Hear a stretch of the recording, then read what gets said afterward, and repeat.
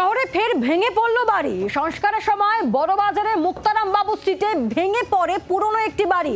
আহত হন একজন। ঘটনাস্থলে জোড়াসাঁকো থানার পুলিশ। এই মুহূর্তের পরিস্থিতি বুঝবো, সরাসরি চলে যাবো। আমাদের সঙ্গে রয়েছেন আমাদের প্রতিনিধি অয়ন শর্মা রয়েছেন আমাদের সঙ্গে। অয়ন, কি চলছে এখন?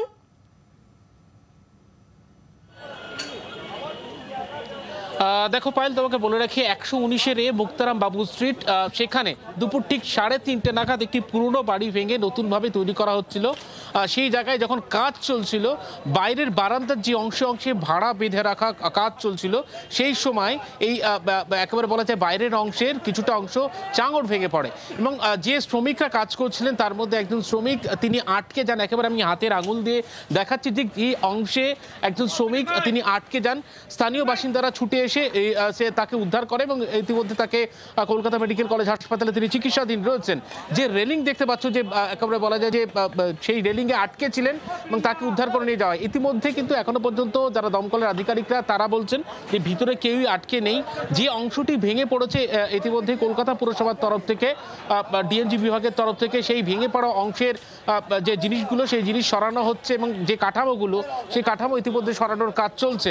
এবং তোমাকে বলে রাখি যে এই বাড়ির মধ্যে কেউ ছিলেন না, যারা শ্রমিকরা ছিলেন তারাই কাজ করছিলেন। একজন শ্রমিক শুধুমাত্র আটকে পড়েছিল, তাকে উদ্ধার করা হয়। পরবর্তীকালে যারা যিনি স্থানীয় কাউন্সিলর তিনি আসেন, তিনি জানান যে এই পুরনো বাড়ি ভেঙে সংস্কারের কাজ চলছিল এবং সেই কাজ করার সময় এই দুর্ঘটনা ঘটেছে এবং কোনোভাবে অনিয়ম ছিল কিনা, নিয়ম মানা হচ্ছিল কিনা সেই বিষয়টিও কিন্তু কলকাতা পুরসভার তরফ থেকে খতিয়ে দেখা হবে। এবং সিএসসির তরফ থেকে এই বাড়ির যে বিদ্যুৎ সংযোগ ইতিমধ্যেই বিচ্ছিন্ন হয়ে গেছে, কারণ রাস্তার উপরে বিভিন্ন অংশগুলি ভেঙে পড়েছে, বাড়ির কাঠামোর বিভিন্ন অংশগুলি ভেঙে পড়েছে। তার ফলে ইলেকট্রিকের তার পুরোপুরি একেবারে মাটির সঙ্গে মিশে গিয়েছে এবং যার ফলে গোটা এলাকা একটি কর্ডন করে রাখা হচ্ছে, যাতে কোনোভাবে সাধারণ মানুষজন ঢুকে এখানে বিদ্যুৎ স্পৃষ্ট হয়ে নতুন করে কোনো দুর্ঘটনা না ঘটে, সেই বিষয়টি পুলিশের তরফ থেকে ইতিমধ্যে দেখা হচ্ছে। এবং অন্যদিকে বাড়ির যে অংশগুলি ভাঙা রয়েছে সেই অংশে ভাঙা অংশগুলি সরানোর কাজ ইতিমধ্যেই চলছে এবং যারা স্থানীয় বাসিন্দারা তারা চারপাশ থেকে অপেক্ষা করছেন যে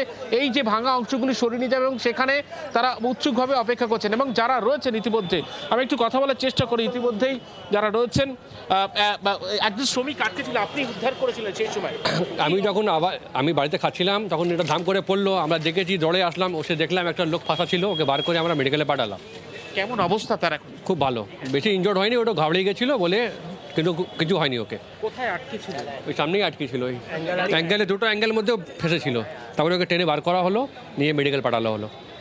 দেখো, একেবারে যে শ্রমিক তিনি আটকে গিয়েছিলেন, দুটি অ্যাঙ্গেলের মধ্যে আটকে ছিলেন এবং এই ব্যক্তি তিনি স্থানীয় বাসিন্দা, তিনি উদ্ধার করে তাকে কলকাতা মেডিকেল কলেজ হাসপাতালে নিয়ে যান এবং আপাতত তার শারীরিক অবস্থা স্থিতিশীল এমনটাই জানানো যাচ্ছে হাসপাতাল সূত্রে মারফত। সব মিলিয়ে এখন পরিস্থিতি স্বাভাবিক এবং ভাঙা যে অংশগুলি রয়েছে সেই অংশগুলি সরানোর কাজ ইতিমধ্যেই চলছে। দমকল আধিকারিকরা তারাও উপস্থিত রয়েছে যে নতুন করে কোনো অংশ যদি ভেঙে পড়ে সেখানে পরিস্থিতি সামাল দেওয়ার জন্য দমকল আধিকারিকরা ডিএমজির তরফ থেকে তারাও কিন্তু গোটা বিষয়টি। ধন্যবাদ। বাংলার আওয়াজ, বাঙালির আবেগ, জি 24 ঘন্টা।